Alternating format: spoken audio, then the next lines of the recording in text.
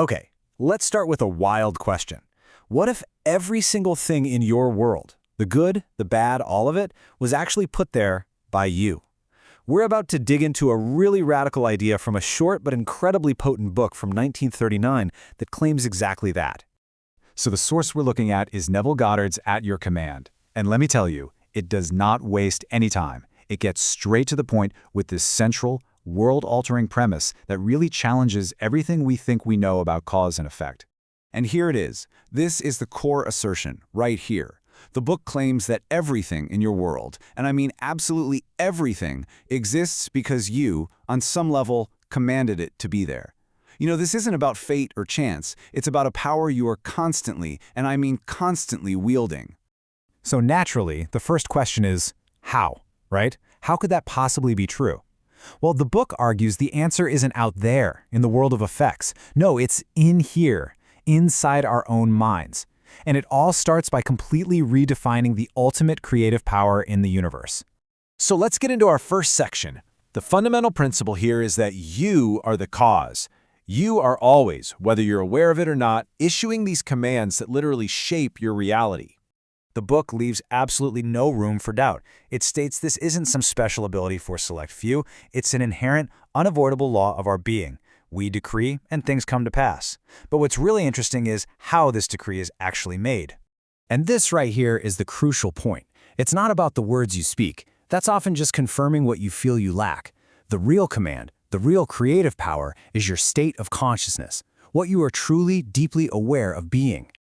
Now, this leads us to what is probably the most provocative part of this whole philosophy, identifying the source of this incredible power. It's time to redefine God. I mean, if this incredible creative power exists, what is it?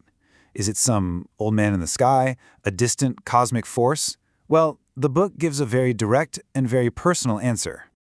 According to this text, God is not separate from you at all.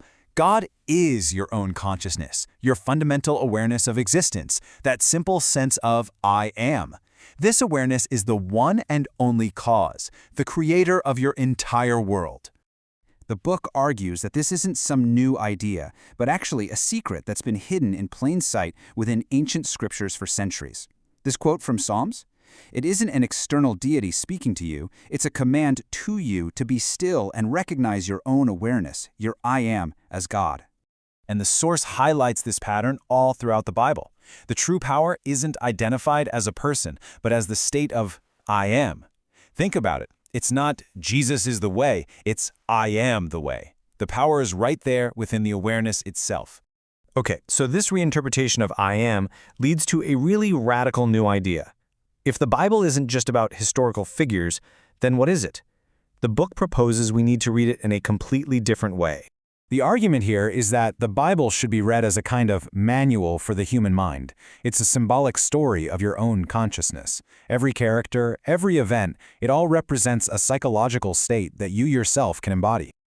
So, this reinterpretation of God and Scripture naturally leads to a totally new definition of prayer. I mean, if your own awareness is God, then who exactly are you praying to? So, this is the crucial shift in perspective. Traditional prayer is often seen as an admission of lack, right? You're pleading with some outside force.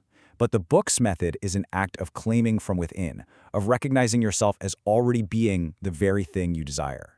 And this explains why, from this point of view, traditional prayer so often seems to fail. If you are praying from a state of lack, your dominant consciousness is lack. And since consciousness is the only cause, you're only going to create more of what you're conscious of being, which is poverty. Okay, so we've got the theory down, but how do you actually apply this?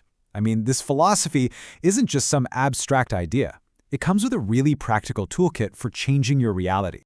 Here are the steps, and it's called the art of assumption. First, you quiet the outside world, shut the door on your senses. Second, you stop focusing on the problem. Third, and this is the absolute key, you feel what it would be like to be the person you want to be. You assume the feeling of the wish fulfilled. And finally, you persist in that new state until it feels completely and totally natural. The source material even redefines faith. It's not blind belief. It's the substance of things hoped for. In other words, your deep conviction, that feeling that your assumption is already a real solid fact, that is the creative substance that actually solidifies your desire into your reality. All right, let's bring this all together. If this principle really holds true, it means you have a level of control over your life that is, well, truly staggering. This is the ultimate takeaway. Your life is a mirror. It is not creating you. It is reflecting you. Your environment, your relationships, your successes, your failures, all of it, they're all just externalizations of your inner state of consciousness. You know, there's this powerful analogy for this from the Book of Numbers. These spies are sent to a new land, and they see giants, and immediately feel like grasshoppers, in comparison. And guess what? That's exactly how the giants saw them too. Your self-concept dictates how the world responds to you. The command then is to stop seeing yourself as the grasshopper and start feeling yourself to be the giant.